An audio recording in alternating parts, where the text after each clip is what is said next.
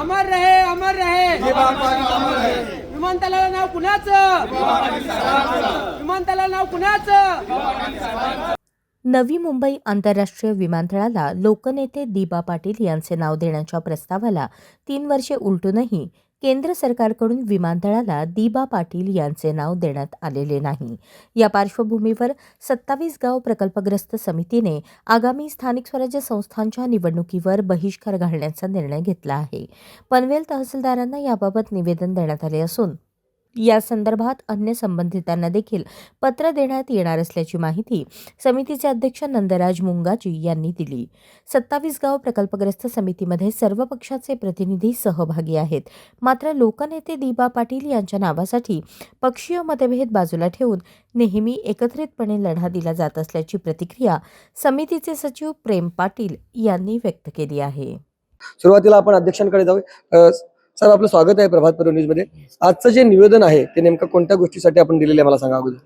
आजचा जो निवेदन 27 गाव कृती समितीच्या माध्यमातून आम्ही गावोगाव बैठका घेतल्या आणि स्वर्गीय दिबा पाटील साहेबांचं या विमानतळाला नाव लागण्याचे अनेक मोर्चा आंदोलन आम्ही काढलेले आहेत.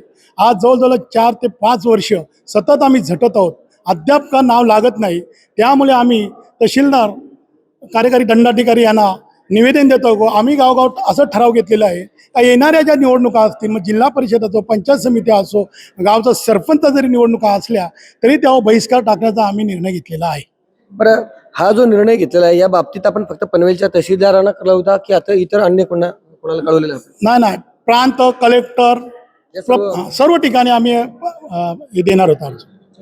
बरं, सगळ्यात महत्वाची गोष्ट म्हणजे आपण काँग्रेसचे तालुका अध्यक्ष आहात, म्हणजे अतिशय मोठी जबाबदारी पक्षाची आपल्याकडे आहे आणि अशा वेळेला ज्या निवडणुका असतील त्याच्यामध्ये देखील आपला रोल महत्वाचा असतो. असं असताना देखील आपण ही स्टेप घेतलेली आहे. तर ही स्टेप पक्षाच्या बाबतीत म्हणजे तुमची चर्चा वगैरे झालेली आहे का? नेमकं काय सांगतो? जे आता आमच्या गावोगावचा बहिष्कारचा ठराव घेतलेला आहे हा मी कृती समितीचा अध्यक्ष नात्याने घेतलेला आहे. पण जी जिम्मेदारी आहे तालुक्याची ते वेगळे पद्धतीने असन, पण आम्ही 90% हा समाजसेवक आहे. कारण आमच्या या दिबा पाटील साहेब पूर्ण आमच्या महाराष्ट्राचे, देशाचे, म्हणजे पूर्ण महाराष्ट्रामध्ये जे जनतेसाठी झटले, अहोरात्र लढले, अनेक मागण्या मान्य करून घेतल्या आणि त्यांचा या विमानतळाला नाव लागण्यासाठी ज्यावेळी मी काँग्रेसचा तालुका अध्यक्ष होतो त्या टायमाला जरी आमचा सरकार होता तरी पण त्यांच्या विरोधात मी जोराने ठामपणाने मोर्चामध्ये सहभागी झालो होतो. कारण पहिला आम्हाला या विमानतळाला नाव लागलं पाहिजे. आज जरी दिशा उलटी असेल, आमचा जरी सरकार नसेल, BJPचा सरकार जरी असेल, तर त्यांना मी हेच सांगू शकतो की ज्यावेळेला माझा महाविकास आघाडीचा सरकार होता त्या टाइमला दररोज मोर्चे निघायचे. आता तुम्ही पण मोर्चे काढा असे मी त्यांना सजेशन देतो. त्याला सचिव या ठिकाणी प्रेम पाटील आहेत. हा जो निर्णय घेतलेला आहे त्यामागे इतर पार्श्वभूमी निश्चितच असेल, परंतु सगळ्यात महत्त्वाची घडामोडी आजच जी मला माहिती मिळाली त्यानुसार येत्या 22 डिसेंबर रोजी जे बाळामामांच्या नेतृत्वाखाली आंदोलन होतं किंवा पदयात्रा होती त्याला परवानगी नाकारलेली आहे पोलिसांनी आचारसंहितेच्या मुळे, अशी मला माहिती मिळाली आहे. तुम्ही आणि ह्या सगळ्या म्हणजे हे कृती समिती याचा काय त्याच्याशी संबंध आहे का? सध्या मला अगोदर सांगा की हे सगळं आंदोलन म्हणजे बहिष्कारा वेगळा विषय सगळा. महत्त्वाचं म्हणजे बहिष्कार हा वेगळा विषय झाला. आपण 22 तारखेला जो आंदोलन करायचं आहे ते सर्वपक्षीय कृती समितीने पाठिंबा दिलेला आहे.